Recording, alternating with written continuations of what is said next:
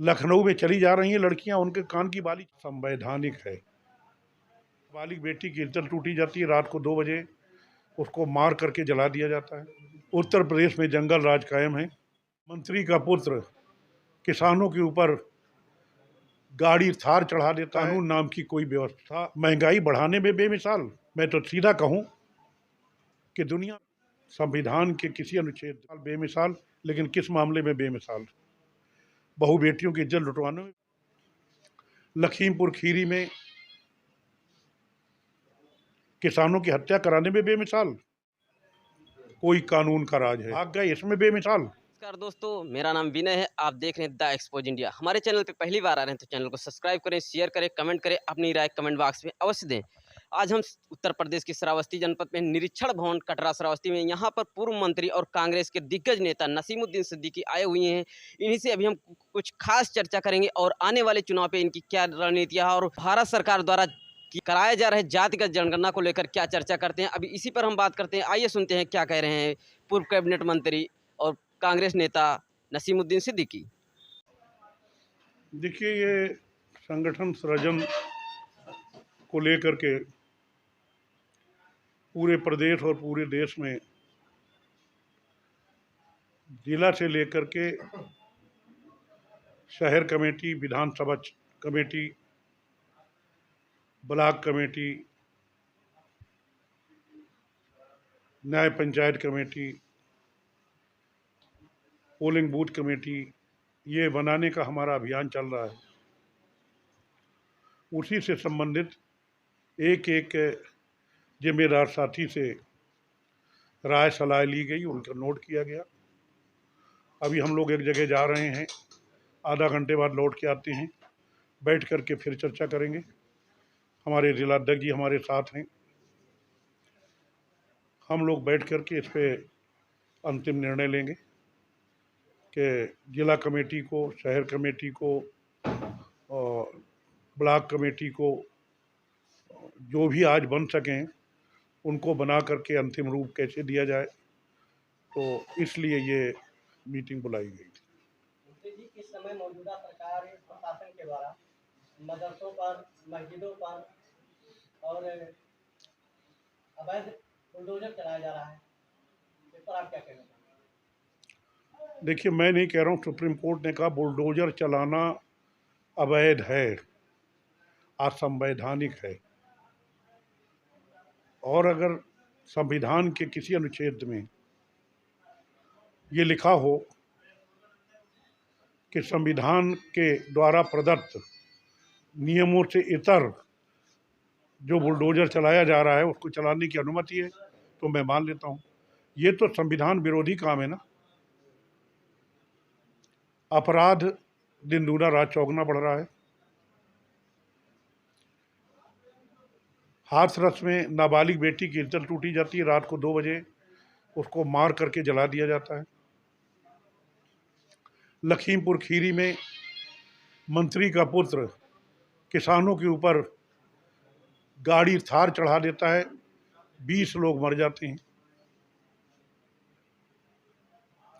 एक दो मामला नहीं, न महिलाएं सुरक्षित हैं, न कोई बुजुर्ग, न बच्चा सुरक्षित है।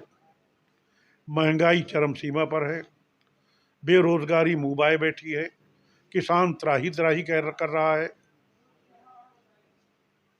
तो मुझे तो लगता ही नहीं कि ये कोई कानून का राज है।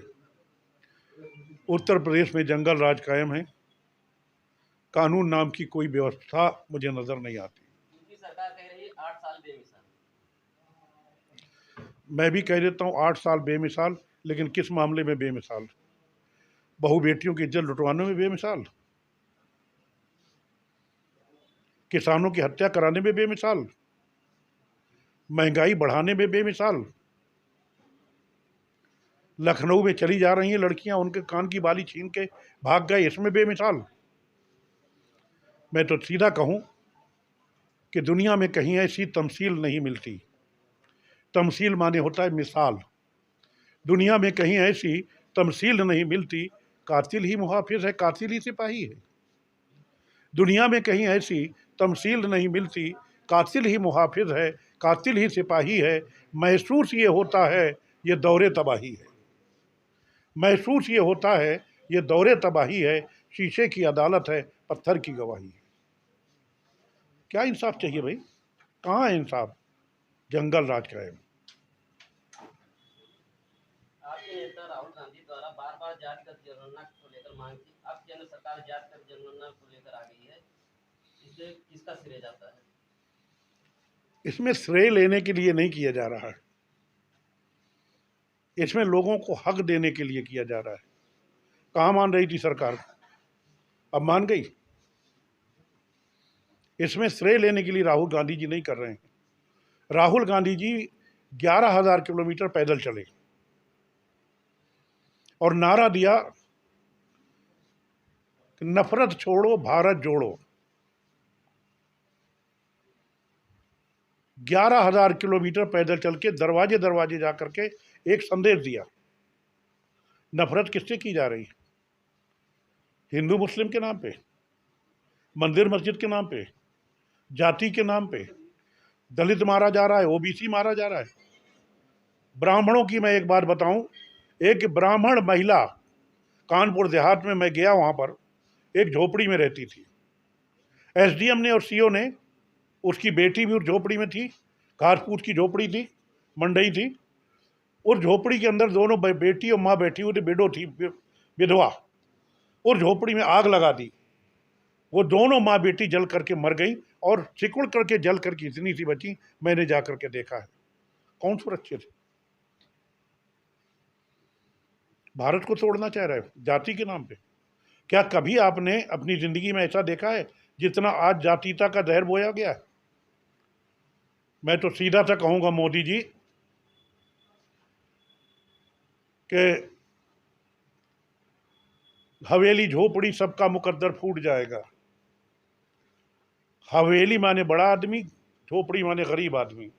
हवेली झोपड़ी सबका मुकद्दर फूट जाएगा अगर ये साथ हिंदू मुस्लिम का छूट जाएगा। हवेली झोपड़ी सबका मुकद्दर फूट जाएगा अगर ये साथ हिंदू मुस्लिम का छूट जाएगा। दुआ कीजिए हम में प्यार के रिश्ते रहें कायम, दुआ कीजिए हम में प्यार के रिश्ते रहें कायम। ये रिश्ता टूट जाएगा तो भारत टूट जाएगा। राहुल गांधी और कांग्रेस भारत को टूटने नहीं देगी। कर लो जो बन पड़े तुमसे। तुम धर्म की बात करते हो, तो मंदिर की बात करते हो, तो मस्जिद की बात कह दो करते हो। मैं तो योगी मोदी से आखिरी बात कहते हुए अपनी बात खत्म करूं कि सच कह दूं है मोदी जी, गर तू बुरा न माने। सच कह दूं ऐ योगी जी, गर तू बुरा न माने, तेरे सनम कदों के बुत हो गए पुराने। सच कह दूं मोदी जी, गर तू बुरा न माने, तेरे सनम कदों के बुत हो गए पुराने। पत्थर की मूर्ति में तू समझा देवता है, पत्थर की मूर्ति में तू समझा देवता है। खाके वतन का मुझको हर जर्रा देवता है, खाके वतन का मुझको है। इस देश का कण कण मेरा मेरे लिए एहतराम के काबिल है। हम वो हैं। कांग्रेस वो है कि अगर हिंदू को खून की जरूरत पड़ी तो मुसलमान ने दिया, और अगर मुसलमान को खून की जरूरत पड़ी तो हिंदू ने दिया। हम तो उसको बढ़ावा देते हैं। आजकल मीडिया भी क्या है, अभी मैंने ये पढ़ा है, इसी को आधा करके काट करके दिखा देंगे कि वो कह रहे हैं तेरे सनम कदों के बुत हो गए पुराने। पूरा मतलब पूरा दिखाएंगे ही नहीं। तो प्रेस मीडिया भी अपनी जिम्मेदारी निभाए भाई। चौथा स्तंभ है। डिबेट अगर होती है, किसी किसी की डिबेट होती है हिंदू मुस्लिम के अलावा कुछ नहीं, मंदिर मस्जिद के अलावा कुछ नहीं। अरे भाई महंगाई पे बात कर लो। युवा मारा मारा फिर रहा, बेरोजगारी फैल रही है। इनका बच्चा अभी बात हुई, पढ़ा लिखा बच्चा मारा मारा फिर रहा है। 2 जून की रोटी नहीं मुहैया है, ये हिंदू मुस्लिम का खाना दे देगी? अरे भाई मंदिर मस्जिद से अगर इतना प्यार है तो पूरे देश को ही क्यों नहीं मंदिर बना देते? हम सब मिलजुल के रहें, पूरे देश को ही मंदिर बना दो, मस्जिद बना दो।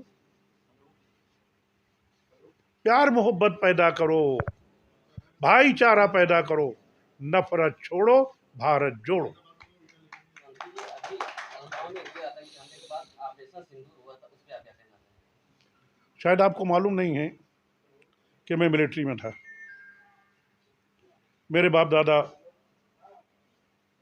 राजनीति में नहीं थे, और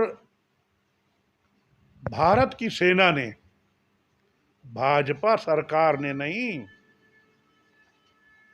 भाजपा की सेना ने